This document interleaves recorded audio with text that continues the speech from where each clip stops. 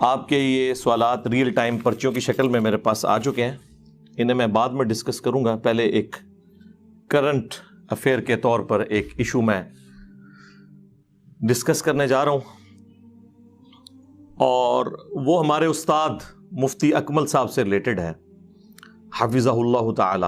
استاد میں اس لیے کہہ رہا ہوں کہ 1996 میں واہ کینٹ میں دعوت اسلامی کے زیر اہتمام جو اجتماعی اعتکاف ہوا تھا، آلموسٹ 500+ اس ٹائم لوگ اس میں ہوتے تھے، بہت بڑی مسجد میں.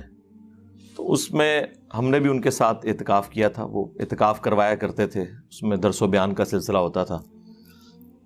تو اس اعتبار سے ان سے ایک عقیدت اس وقت سے تھی. اس وقت تو خیر وہ بھی آپ سمجھ لیں درس نظامی میں انہوں نے ابھی داخلہ بھی شاید نہیں لیا تھا.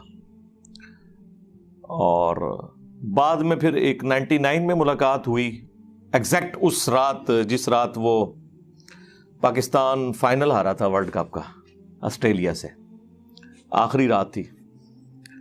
اس کے بعد پھر ان سے ملاقات نہیں ہوئی. پھر جب QTV شروع ہوا تو وہ اس پہ چلے گئے.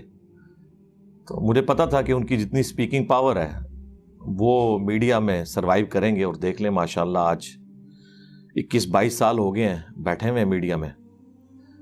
تو اسی ربیع الاول شریف کے اندر 1444 ہجری میں ان کا ایک ویڈیو کلپ اگلے دن ایک بھائی نے چلایا. تو بائی چانس میں سن رہا تھا، میں نے دیکھا نہیں، آواز پہچان لی. تو اس میں انہوں نے ایک جملہ بولا، یہ جو مروجہ ربیع الاول کو منانے کا جو ایک اختلاف چل رہا ہے، اس کے اوپر ڈسکشن کرتے ہوئے وہ دلائل دے رہے تھے. اور اس میں آپ سمجھ لیں کچھ جذبات کی رو میں وہ بہہ گئے. آیت انہوں نے سورہ یونس سے کوٹ کی، اعوذ باللہ من الشیطان الرجیم، بسم اللہ الرحمن الرحیم، قل بفضل اللہ وبرحمتہ فبذلک فلیفرحوا هو خیر مما یجمعون. اے نبی ان سے فرماؤ کہ اللہ کے فضل اور رحمت کے ملنے کے اوپر چاہیے کہ خوب خوشیاں منائیں، یہ اس سے بہتر ہے جو دنیا کا انہوں نے متاع جوڑ رکھا ہے. اور اس کانٹیکسٹ میں انہوں نے نبی الاسلام کا ذکر خیر کیا. یقیناً آپ سے بڑی تو کوئی نعمت ہی نہیں اس امت کے لیے. اور پھر اس کانٹیکسٹ میں انہوں نے بات کرتے ہوئے کہا کہ نبی الاسلام کی پیدائش کی خوشی جو ہے وہ بدرجہ اولا منانی چاہیے. اور ساتھ انہوں نے ایک جملہ بولا کہ رسول اللہ کے قدموں سے ہمیں قرآن ملا ہے. آپ ذرا الفاظ پہ ذرا غور کریں. یہ کوئی علماء والے الفاظ نہیں ہیں کہ آپ اس کی کوئی تعویل کر لیں کہ قدموں سے مراد وہ لے رہے تھے کہ ان کے نقش قدم پہ چل کے ہم وہاں تک پہنچے. وہ چونکہ میں بریلوی مکتب پہ میں نے ایک وقت گزارا ہے، ان کا ایک خاص مزاج ہے. ایک چیز کو جب انہوں نے بہت اوپر کرنا ہوتا ہے، اس کے مقابلے میں دوسرے کو کم تر شو کرنا ہوتا ہے، تو وہ اس قسم کی اینالوجیز بناتے ہیں اور کہتے ہیں ہمیں تو رسول اللہ کے قدموں سے قرآن ملا ہے. نعوذ باللہ.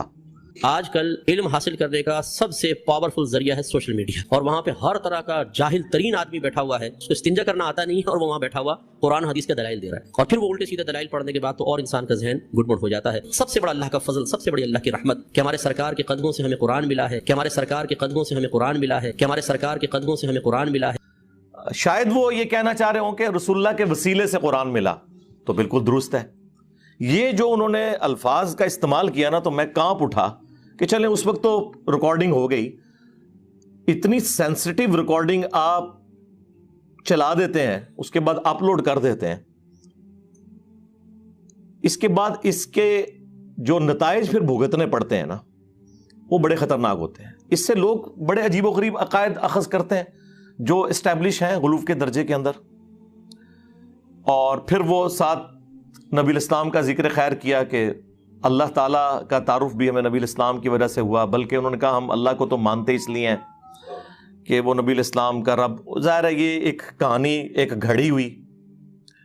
کیا رسول اللہ کی دنیا میں تشریف آوری سے پہلے اللہ تعالیٰ ایگزسٹ نہیں کرتا تھا؟ اس کے ماننے والے نہیں تھے کیا؟ یہ شیخ احمد سرہندی، جسے یہ لوگ مجدد الافسانی کہتے ہیں، المتوفا 1034 ہجری، ان کا یہ ایک جملہ ہے جو زبان زد عام ہے، جس کا نہ قرآن و سنت سے کوئی لینا دینا ہے اور نہ یہ دین کی تعلیمات میں کسی اعتبار سے فٹ بیٹھتا ہے، بلکہ دین کی تعلیمات بالکل اس کے برعکس ہیں۔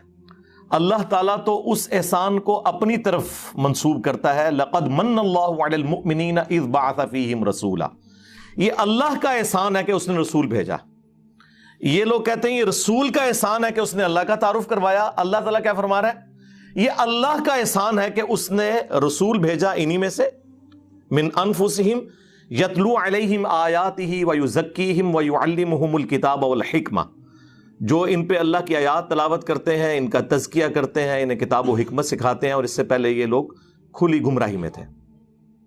تو اللہ تعالیٰ تو یہ ڈاکٹرن پیش کر رہا ہے کہ اللہ کا احسان ہے مومنین میں آنا، اور پھر اس پہ تر رہا یہ کہ نبی علیہ السلام خود اس کی ایکسپلینیشن کیا کر رہے ہیں۔ جامعہ ترمذی میں حدیث ہے، المستدرک للحاکم کے اندر یہ حدیث موجود ہے، امام حاکم نے اسے صحیح کہا، امام ذہبی نے موافقت کی، شیخ زبیر الزئی صاحب نے مشکات المصابیح کی تحکیم میں اس حدیث کو صحیح کہا کہ اللہ کے محبوب صلی اللہ علیہ وآلہ وسلم نے فرمایا کہ اللہ سے محبت کرو کہ اس نے تمہیں نعمتوں سے نوازا ہے، اور مجھ سے اس لیے محبت کرو کہ میں اللہ کا رسول ہوں، اور میرے اہل البیت سے اس لیے محبت کرو کہ ان کی نسبت میرے ساتھ ہے۔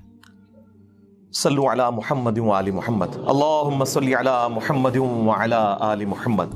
یعنی نبی علیہ السلام چین کیا جوڑ رہے ہیں کہ آپ نے اللہ کی نسبت سے معاملات کو لے کے چلنا ہے، یہ الٹ چلتے ہیں۔ اس کو سپورٹیو وہ سیدنا ابو بکر کا قول ہے صحیح بخاری میں، اور امام بخاری نے سیدنا حسن و حسین کے چیپٹر میں ڈالا ہے رضی اللہ عنہما وعلیہم السلام، کہ محمد کے قرب کو آل محمد کے قرب میں تلاش کرو۔ یہ یعنی اس کو سپورٹیو ایک چیز ہو جاتی ہے اس حوالے سے، الحمدللہ۔ تو اللہ کے محبوب صلی اللہ علیہ وآلہ وسلم کی یہ تربیت پھر آگے ٹریول ہوئی ہے۔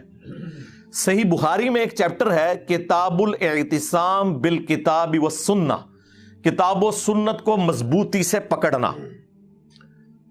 وہ چیپٹر آپ کھولیں بالکل اینڈ میں جا کے آتا ہے۔ اس چیپٹر کی دوسری حدیث ہی یہی ہے کہ جب سیدنا ابوبکر کو خلیفہ چنا گیا تو اس سے اگلے دن حضرت ابوبکر صدیق رضی اللہ تعالیٰ عنہ نے صحابہ کرام سے ایک پبلک گیدرنگ کے اندر ایڈریس کیا۔ صحیح بخاری کے الفاظ ہیں کہ حضرت ابوبکر کے ممبر پہ چڑھنے سے پہلے سیدنا عمر ممبر پر آئے، ظاہر وہ ایک سمجھ لیں نقیب محفل کے طور پر، اور انہوں نے چند ایک جملے بولے۔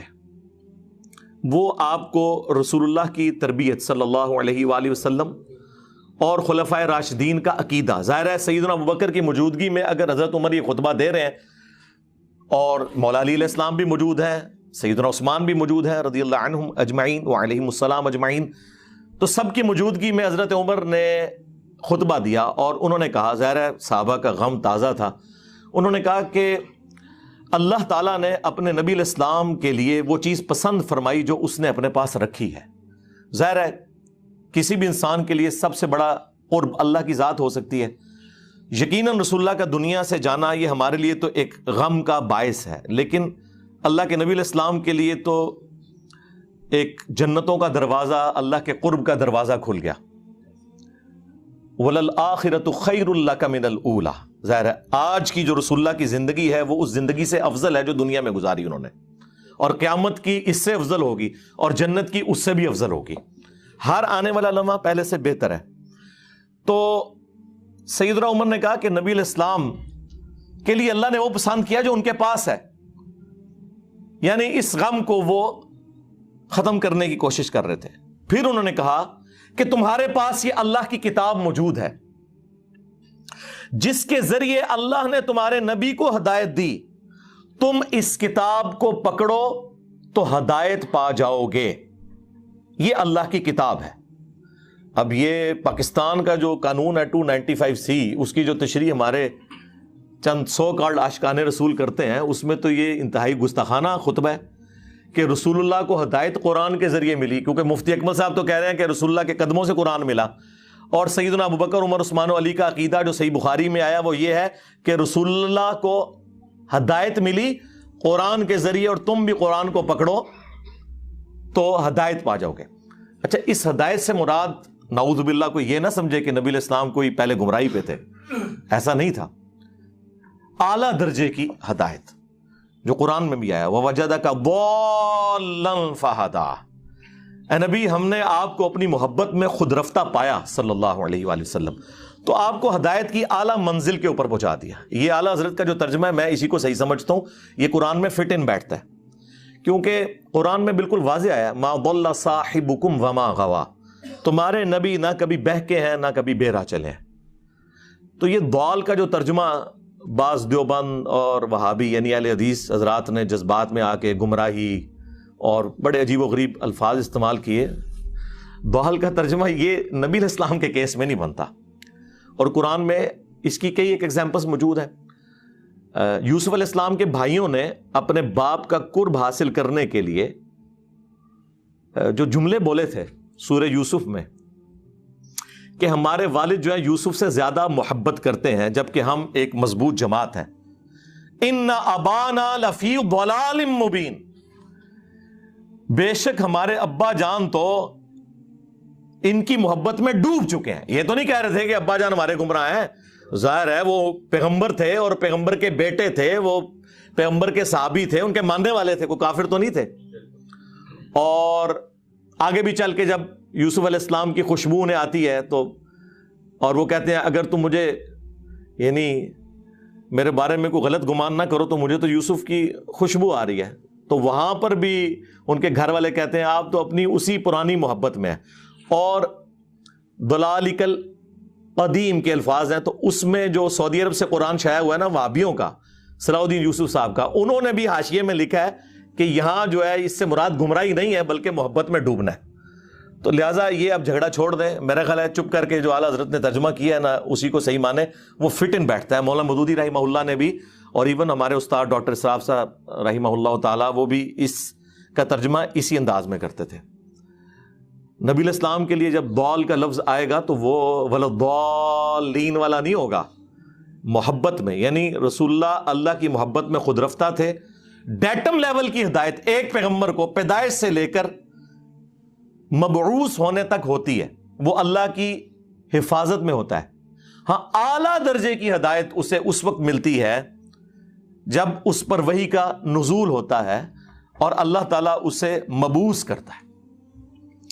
اس حوالے سے قرآن حکیم میں درجنوں آیات ہیں، لیکن 4 مقامات ایسے ہیں جو میں چاہ رہا ہوں کہ میں یہاں پر آپ کو ضرور اس حوالے سے بیان کر دوں تاکہ آپ کا عقیدہ درست ہو جائے کہ قرآن حکیم جو ہے وہ نبی علیہ السلام کی ہدایت کو بلند مرتبے تک بلکہ ایپیکس تک پہنچانے کا سبب بنا ہے. اور قرآن مخلوق نہیں ہے، یہ غیر مخلوق ہے، اللہ کی صفت ہے. نبی علیہ السلام تو اللہ کی مخلوق ہیں، لہٰذا نبی علیہ السلام بھی کبھی اس چیز کو پسند نہیں فرمائیں گے کہ کوئی شخص یہ جملہ بولے کہ میرے قدموں سے قرآن ملا ہے. ہاں میرے ذریعے سے ملا، بالکل درست ہے. اللہ اور مخلوق کے درمیان وسیلہ اور واسطہ وقت کا پیغمبر ہی ہوتا ہے، اس میں تو کوئی شک نہیں ہے. لیکن یہ الفاظ کا چناؤ یہ بڑا ڈینجرس معاملہ ہے. یعنی وہ پیغمبر جس کے بارے میں صحیح مسلم میں حدیث ہے کہ ایک صحابی نے خطبہ دیتے ہوئے کہہ دیا من یطع اللہ ورسولہ فقد رشد، جس نے اللہ اور اس کے رسول کی اطاعت کی وہ کامیاب ہو گیا. ومن یعصہما، اور جس نے ان دونوں کی نافرمانی کی فقد غوا، وہ بہک گیا. اور حضور غصے میں آگے فرمایا بئس الخطیب انت، کتنا برا خطیب ہے تو تجھے چاہیے تھا کہ تو کہتا ومن یعص اللہ ورسولہ فقد غوا. صحیح مسلم 2010 نمبر حدیث ہے یہ. اس نے نہیں آگے سے بریلویوں کی طرح کہا کہ یا رسول اللہ ہم آپ کو مستقل بذات نہیں مان رہے، غیر مستقل بذات مان رہے ہیں، آپ کا یہ معاملہ محدود مان رہے ہیں، ہم عطائی مان رہے ہیں. یہ اس زمانے میں یہ کہانیاں نہیں ہوتی تھی. اور ابو داؤد میں تو آگے بڑے سخت الفاظ ہیں. آپ نے فرمایا قم اذهب، اٹھ نکل جا ادھر سے. یہ وہ شخص کہہ رہا ہے وَإِنَّكَ لَعَلَىٰ خُلُقٍ عَظِيمٍ. لیکن توحید اتنا سینسٹیو ایشو ہے کہ امام الموحدین صلی اللہ علیہ وآلہ وسلم کی ٹالرنس زیرو ہے،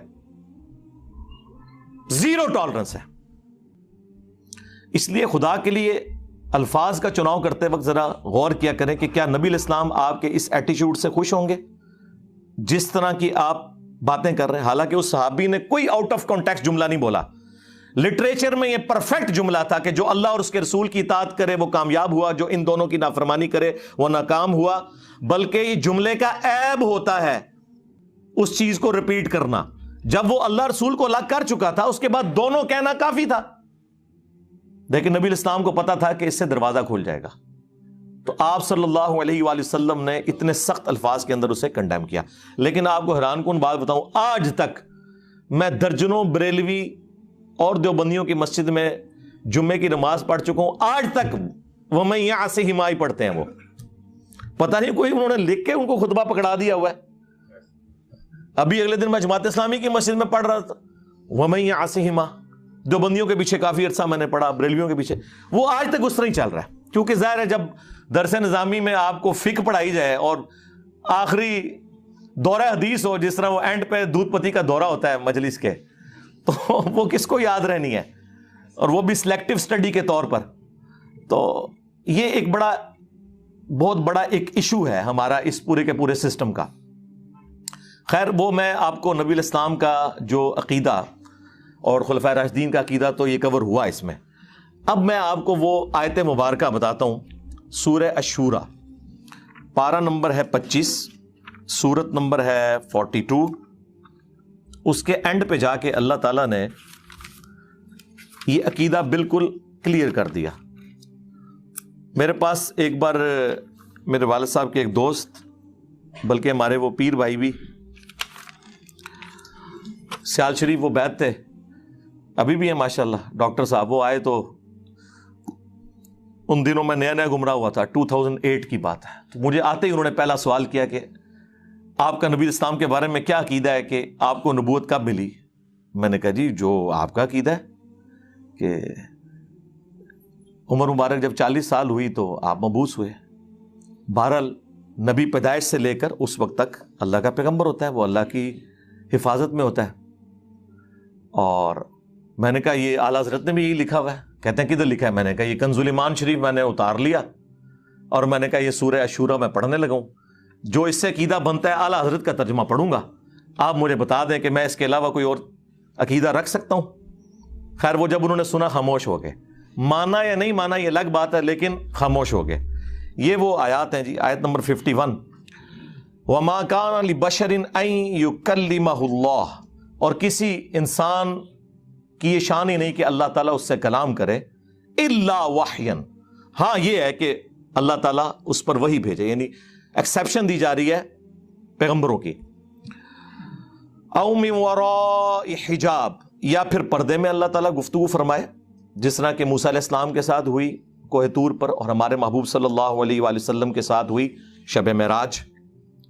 او یرسل رسولا, یا اس کی طرف کوئی رسول بھیج دے, فیوحی بإذنہ ما یشاء, اور وہ وحی کر دے اللہ تعالیٰ کے اذن کے ساتھ, جو اللہ تعالیٰ اذن دے. جو کچھ اللہ تعالیٰ نے وحی کرنا ہے وہ پیغمبر کی طرف وحی کر دے وہ فرشتہ.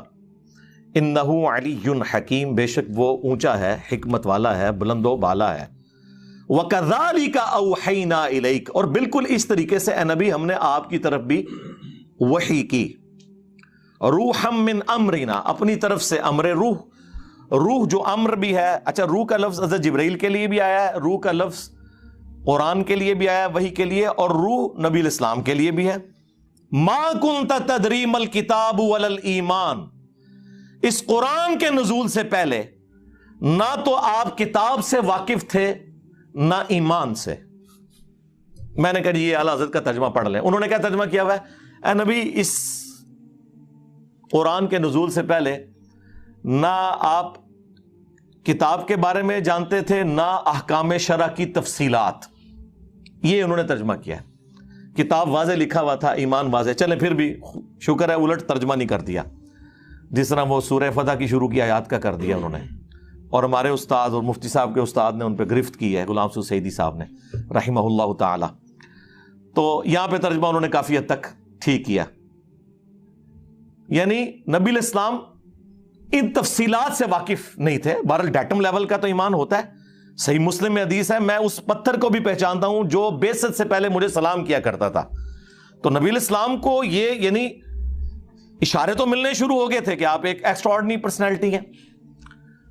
پھر صحیح مسلم میں آیا کہ بچپن میں آپ کا سینہ چاک کیا گیا اور پھر وہ سیا گیا. یہ پورا جو واقعہ ہے جو نمبر آف ٹائمز ہوا ہے معراج کے موقع پر بھی ہوا ہے. نبی علیہ السلام کے یہ ایکسپیرینسز بعثت سے پہلے کے تھے. وَلَكِنْ جَعَلْنَاهُ نُورًا نَهْدِي بِهِ مَن نَّشَاءُ مِنْ عِبَادِنَا بلکہ ہم نے اس قرآن کو نور اور ہدایت بنا دیا ہے. اس کے ذریعے ہم ہدایت دیتے ہیں اپنے بندوں میں سے جسے چاہتے ہیں.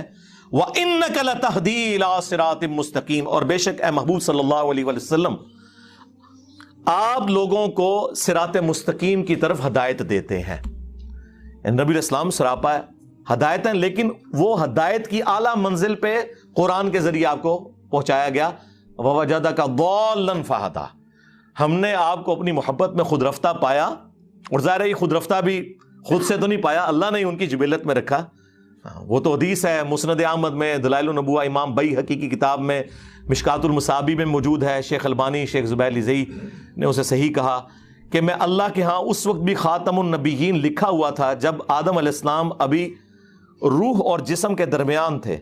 میں دعائے ابراہیم ہوں, میں عیسیٰ کی بشارت ہوں, میں اپنی ماں کا وہ خواب ہوں جو انہوں نے میری پیدائش کے وقت دیکھا کہ ان کے لیے ایک نور ظاہر ہوا جس سے شام کے محلات بھی ان کے سامنے روشن ہو گئے. یعنی آپ کی والدہ محترمہ سلام اللہ علیہا کو اللہ تعالیٰ نے یہ خوشخبری دے دی تھی کہ آپ سے جو بیٹا پیدا ہوگا بالآخر اس کی حکومت اور اس کی دعوت اس وقت کی سب سے بڑی سپر پاور رومن امپائر کو بھی سپر چیٹ کر جائے گی.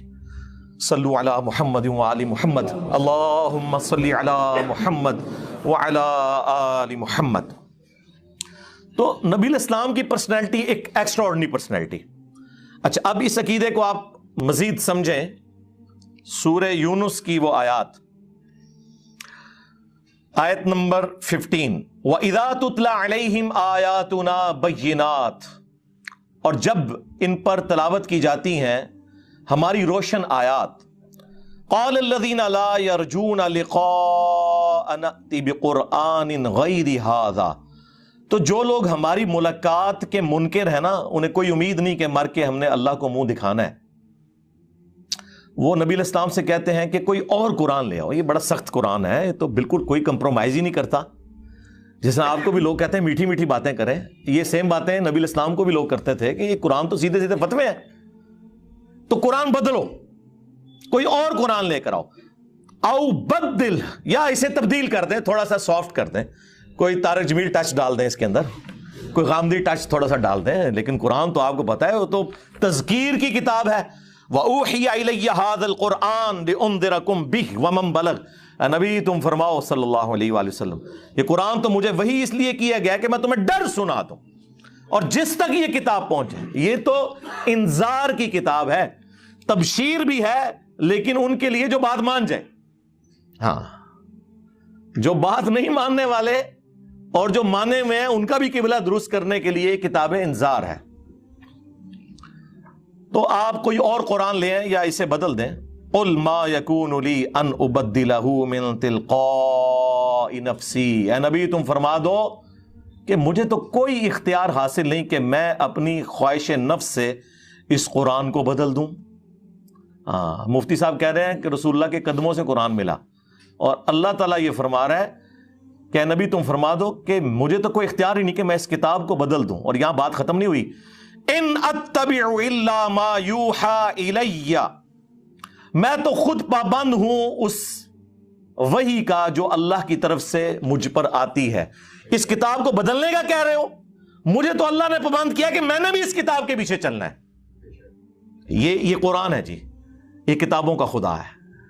پھر ہم کیوں نہ کہیں کہ مرنے سے پہلے اے مسلمان کر لے اس پہ غور, کتابوں کا خدا اور ہے, بابوں کا خدا اور. بابے بھی اسی خدا کو ہی مانتے ہیں لیکن ان کوالٹیز کے ساتھ نہیں جو آسمان سے نازل ہوئی ہیں پیغمبروں کے ذریعے, بلکہ ان کی اپنی تعلیمات ہیں. یہ کتابوں کا خدا ہے جی. انی اخاف ان عصیت ربی عذاب یوم عظیم بے شک میں تو خود خوف کھاتا ہوں اس بات سے کہ بالفرض اگر میں نے بھی اپنے رب کی نافرمانی کی تو بڑے دن کا عذاب مجھے بھی آ پکڑے گا. اللہ اکبر. سوائے شیخ عبد القادر جیلانی کے، کیونکہ وہ تو اس وقت تک جنت میں نہیں جائیں گے جب تک کہ سارے مریدوں کو نہ لے جائیں.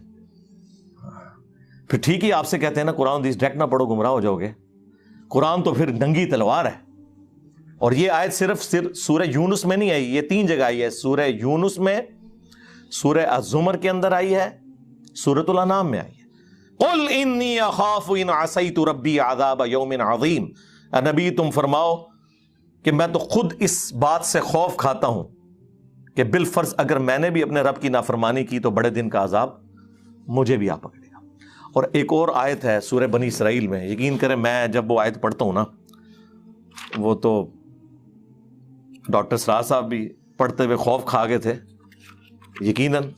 اس کا آپ ترجمہ آپ نے اعلیٰ حضرت کا پڑھ لینا ہے اور پھر مجھے بتانا ہے کہ میں نے کہیں پہ کوئی ڈنڈی ماری ہے تو آپ مجھے پکڑ لیں. سورہ بنی اسرائیل میں اللہ تعالیٰ نے نبی اسلام کے حوالے سے ذکر کیا.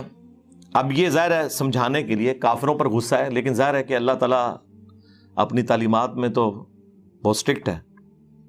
آیت نمبر ہے 73. وَإِن كَادُوا لَيَفْتِنُونَكَ عَنِ الَّذِي أَوْحَيْنَا إِلَيْكَ. اور یہ لوگ تو تلے ہوئے ہیں اے نبی علیہ السلام کہ آپ کو ہٹا دیں اس وحی سے جو ہم نے آپ کی طرف کی ہے. یعنی کافروں کا پورا پریشر ہے کہ آپ قرآن کی اتباع کرنا چھوڑ دیں. نعوذ باللہ. لِتَفْتَرِيَ عَلَيْنَا غَيْرَهُ. تاکہ آپ ہماری طرف کوئی جھوٹی بات منسوب کر دیں. وہی جو سورہ یونس میں آیا تھا نا کہ قرآن کو بدلو یا کوئی اور قرآن لے کر آؤ، اسی کی ایکسپلینیشن ہے کہ یہ بھی تلے ہوئے ہیں کہ آپ اس وحی سے ہٹ جائیں اور کوئی اپنی طرف سے بات بنا کے ہماری طرف منسوب کرتے ہیں. وَإِذًا لَاتَّخَذُوكَ خَلِيلًا. اور اگر ایسا ہو جائے تو پھر یہ آپ کو دوست بنا لیں گے کہ ہاں جی بالکل ٹھیک ہے، اس طرح نہیں گلاں کرو نا، کوئی کمپرومائز کرو. ٹھیک ہے جی، ایک کیا ہوا، کچھ اپنی مانے کچھ ہماری منوائیں. وَلَوْلَا أَن ثَبَّتْنَاكَ. اور اے نبی اگر ہم آپ کو ثابت قدم نہ رکھتے، اللہ نے اپنی طرف منسوب کیا. لَقَدْ كِدتَّ تَرْكَنُ إِلَيْهِمْ شَيْئًا قَلِيلًا. تو یقیناً آپ بھی کچھ نہ کچھ کافروں کی طرف جھک ہی جاتے، یعنی گمراہ نہیں ہو جاتے. مراد یہ کہ اگر ہم آپ کو نہ تھامتے تو آپ بھی کوئی کمپرومائز ان کے ساتھ تھوڑا بہت کر لیتے. اذا لأذقناک ضعف الحیات وضعف الممات.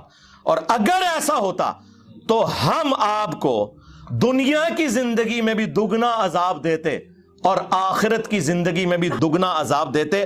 ثم لا تجدوا لك علینا نصیرا. اور پھر آپ ہمارے مقابلے پہ کسی کو اپنا مددگار بھی نہ پاتے. اے نبی اگر آپ کوئی ایسا کام کر دیتے، ظاہر ہے کہ ایسا ہوا نہیں ہے، یہ سمجھانے کے لیے، لیکن یہ آپ کو سینسٹیوٹی بتا دے گا اللہ تعالیٰ کی توحید کے معاملے میں. ایک تو یہ سخت آیات ہے، اور ایک اور سورۃ الحاقہ کا آخری رکوع. میں نے جب پہلی بار پڑھا تھا تو میں ہل گیا تھا کہ یار دیکھیں یہ بھی تو قرآن میں آیات تھی نا، اور ان آیات کی تلاوت وہ بارِ شریعت میں لکھا ہوا ہے کہ اس قسم کی جو آیات ہے نا ان کی صرف تلاوت کی جائے گی، ان کا ترجمہ یا تفسیر یا درس و بیان کرنا حرام ہے. ہاں جی ہاں، یعنی وہ اللہ کو ٹیچ کرنا چاہ رہے ہیں کہ یہ تو نے جو قرآن نازل کیا ہے نا، یہ ہم ڈیسائیڈ کریں گے کہ کون سی چیز پڑھنی ہے کون سی نہیں. اللہ اکبر. تنزیل من رب العالمین، سورۃ الحاقہ آیت نمبر 43. قرآن یعنی اللہ تعالیٰ فرما رہا ہے کہ یہ رب العالمین کی طرف سے نازل ہوا ہے. وَلَوْ تَقَوَّلَ عَلَيْنَا بَعْضَ الْأَقَاوِيلِ. اور اگر یہ نبی علیہ السلام ہماری طرف کوئی بات منسوب کر دیتے نا خود سے، لَأَخَذْنَا مِنْهُ بِالْيَمِينِ. تو ہم ان کا داہنا ہاتھ پکڑتے. ثُمَّ لَقَطَعْنَا مِنْهُ الْوَتِينَ. اور ہم ان کی رگے جان کاٹ دیتے اگر یہ بھی ہماری طرف کوئی بات ایسی منسوب کرتے جو ہم نے وہی نہیں کی. فَمَا مِنْكُمْ مِنْ أَحَدٍ عَنْهُ حَاجِزِينَ. اور پھر تم میں سے کوئی ایک بھی ایسا نہ ہوتا جو ان کو ہم سے بچا سکتا. وَإِنَّهُ لَتَذْكِرَةٌ لِّلْمُتَّقِينَ, اور یہ قرآن اور نبی علیہ السلام دونوں نصیحت ہے ان کے لیے جو ڈر جائیں, جو بات مان لیں. یہ آیات ہیں. یہ آیات یہاں پہ یہ کنفلکٹ بن گیا کہ اس سے کوئی شان رسالت میں تنقیص ہو رہی ہے. میں کہتا ہوں جی ان آیات کے سوا ہمارے پاس کوئی آیتیں ہی نہیں ہیں یہ ثابت کرنے کے لیے کہ یہ کتاب رسول اللہ نے نہیں لکھی. جو شخص کتاب خود لکھتا ہے اپنے بارے میں یہ کچھ لکھے گا؟ میں نے وہ سلمان رشدی کے کتاب کا جب پوسٹ مارٹم کیا تھا پچھلے دنوں سٹینک ورسز کا, اس میں بھی میں نے یہ آیات کوٹ کی تھی کہ کوئی بھی آتھر جب بک لکھتا ہے وہ اپنے بارے میں اس طرح کی باتیں نہیں کبھی لکھتا. یہ تو آیات ہیں جو آج بیان کرنے والی ہیں, یہ بتانے کے لیے کہ یہ کلام اللہ کا نازل کردہ ہے, یہ رسول اللہ نے خود نہیں لکھا صلی اللہ علیہ وآلہ وسلم. اور ہم نے اسے گستاخی کا مسئلہ بنا کے ہر بندے نے یعنی قرآن میں سے نا اپنی مطلب کی چیزیں نکالی ہوئی ہیں. کسی کو اولیاء کی گستاخی نظر آ جاتی ہے, کسی کو انبیاء کی گستاخی, کسی کو صحابہ کی گستاخی, کسی کو اہل بیت کی گستاخی نظر آ جاتی ہے. اللہ دی گستاخی نہیں جی آج تک منو کدھر نظر آئی. کدھر تسی پڑھے ہے یہ اللہ دا گستاخ ہے, گستاخ اولیاء ہے, گستاخ رسول ہے, گستاخ اہل بیت, گستاخ صحابہ, گستاخ اللہ. یہ ٹرم کدے سنی جے؟ ہاں اللہ دے سکے ہونا تے گل کرنا. ہاں اللہ نے انہوں نے سائڈ تے رکھے ہے. وہ کہنے ان کائنات دا نظام بابے چلا رہے نے, اہل بیت چلا رہے نے, انبیاء چلا رہے نے, نعوذ باللہ. اب یہ یعنی وہ بعض تو منہ سے بول کے کہتے ہیں, بعض بغیر بولے ہوئے کہہ رہے ہوتے ہیں. ٹھیک ہے, اور چھڑ دو وچ عبد القادر پہ گیا جے. اور جواد نقوی صاحب نے بڑی پیاری بات کی. انہوں نے کہا کہ غالی شیعہ قادیانیوں سے بدتر ہیں. انہوں نے اپنے شیعہ کے بارے میں بات کی اور کہا کہ قادیانی تو رسول اللہ کے ساتھ شرک کرتے ہیں نا, ہمارے غالی شیعہ اللہ کے ساتھ شرک کر رہے ہیں جب علی اللہ کہتے ہیں, حسین جل جلالہ. اور پھر انہوں نے اگلا ایک جملہ بولا, تسی سنی خوش ہو رہے ہونے, انہوں نے کہا کہ سنی غالی نے نا وہ ساڑھے شیعہ تو بھی گئے گزرے نے, کیونکہ شیعہ تو پھر بھی اللہ والا معاملہ کرتے ہیں. یہ تو کہتے ہیں عبد القادر بھی چھپایا گیا جے, یعنی یہ عبد القادر جیلانی کو اللہ سے بھی اوپر لے جاتے ہیں. شرک سے بھی اگلی بات ہے. اور یہ گراؤنڈ ریالٹیز ہیں. اگر کوئی اس سے آنکھیں بند کرے, ہمیں تو کوئی دھوکہ نہیں دے سکتا. میرے سے بڑا کون سا بریلوی رہا ہے, 31 سال تک میں بھی بریلوی رہا ہوں. ہمیں پتا تھا کہ یہ سب کچھ اسٹیبلش عقیدے ہیں ان کے, عوام میں بتانے کے لیے کچھ, خواص میں بتانے کے لیے کچھ, کتابوں میں لکھنے کے لیے کچھ, جوڈیشری میں ثابت کرنا پڑے تو کچھ اور. تو وہ بات مفتی اکمل صاحب حفظہ اللہ تعالیٰ سے شروع ہوئی تھی. ہم انہیں کہیں گے کہ آپ اس کے اوپر رجوع ریکارڈ کروائیں اپنا, اور اپنے الفاظ کے چناؤ کو. میں وہ والا کام نہیں کروں گا بریلوی والا, گستاخ ہو گیا 295C لا دو, ایک ہی سزا سر تن سے جدا. نہیں, بٹ ٹھیک ہے, سلپ آف ٹنگ ہو گیا ہے, جذبات میں کوئی بات کر دی ہے, ٹھیک ہے. ہم علمی طریقے سے اپنا مقدمہ آپ کے سامنے رکھیں گے, آپ کی عوام کے سامنے رکھیں گے, ٹھیک ہے.